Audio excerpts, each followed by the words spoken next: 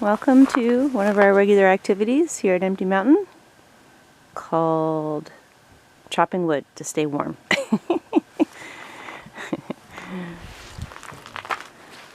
So as you can see, we still have snow.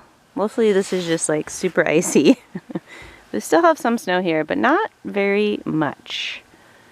And actually just 2 miles down the canyon, there's no snow on the ground down there. So it's just up here in this particular canyon. So today I'm chopping some wood, and Mike is working on the sauna. And typically I take care of like a majority of our wood chopping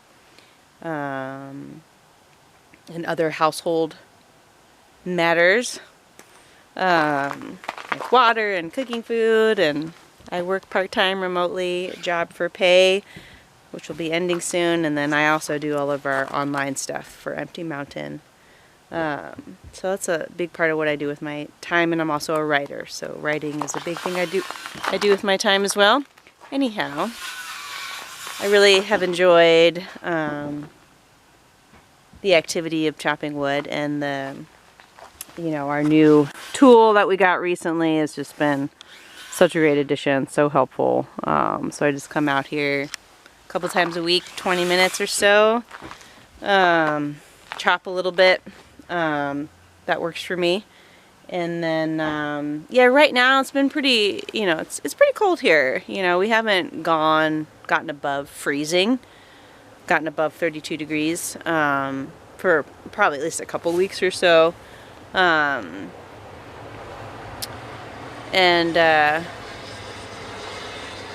so when it's really cold, like in the 20s and teens, we average 3 fires a day.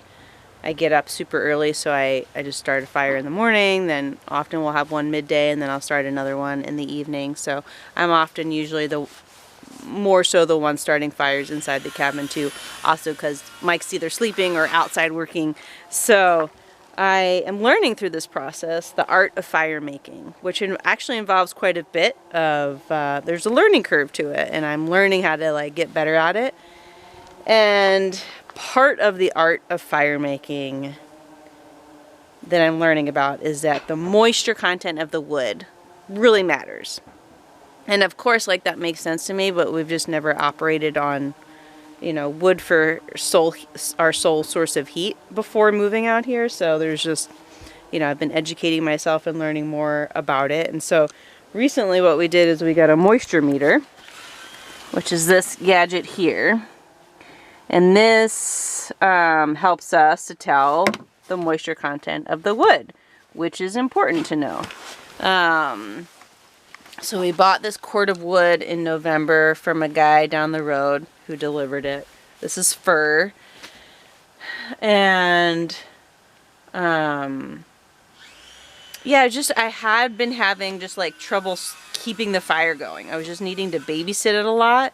I would start it would start fine, but then it was just would be struggling and limping along, and I'd be trying to figure out, how to make it better and make a better fire. And so yeah, and part of that is I've learned that the moisture content of the wood super matters, right? And so ideally 20% moisture content is kind of ideal. 20% or lower for it to burn well. So it burns clean, it doesn't burn smoky, it stays lit, it's an efficient fire. And so I think probably that when we got this wood in November, it was quite a bit higher than 20%. Now it'll still burn, right? It's still burning, but it takes more sort of babysitting, and it doesn't burn as clean.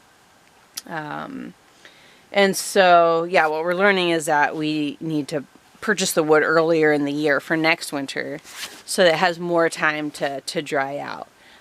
Because the guy down the road sells a lot of firewood, and I think he's turning it around quite a bit. So who knows how long it's being stored for. So when I looked up online what the ideal you know, sort of window of time is to like cure the wood. This kind of wood, softer wood like pine and fir, it's about 6 to 9 months.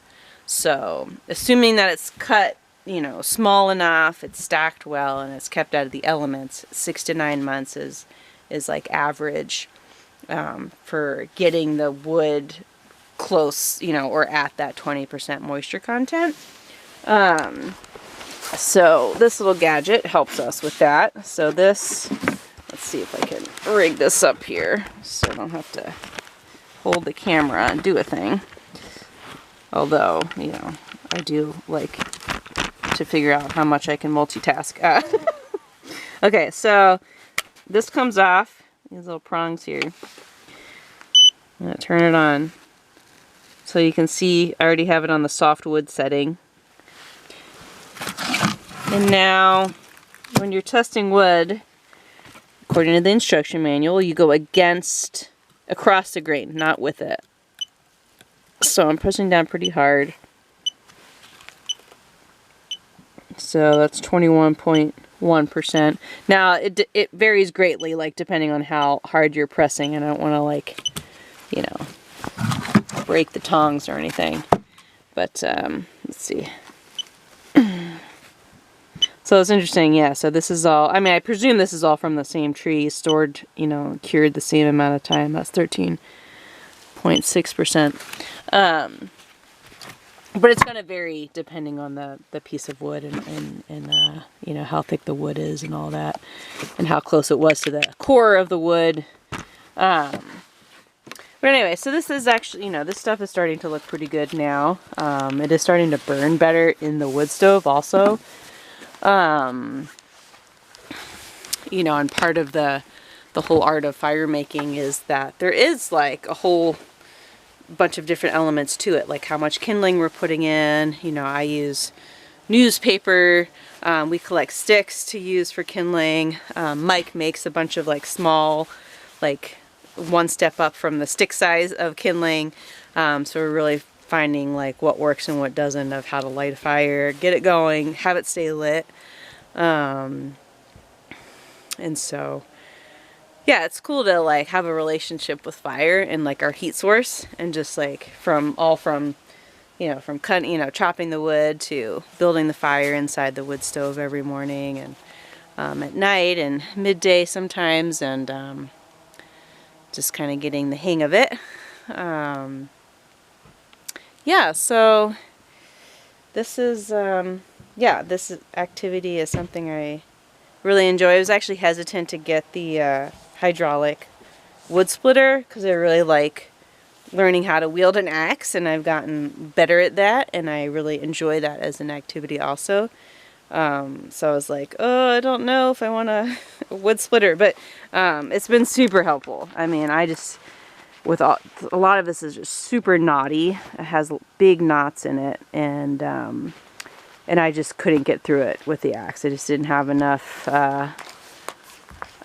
juice. So this has been awesome. Yeah, just like super happy with this tool upgrade, and yeah, it's an activity just to come out and start, you know, get some movement.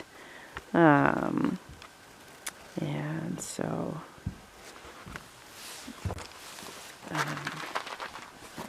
that's where we're at today.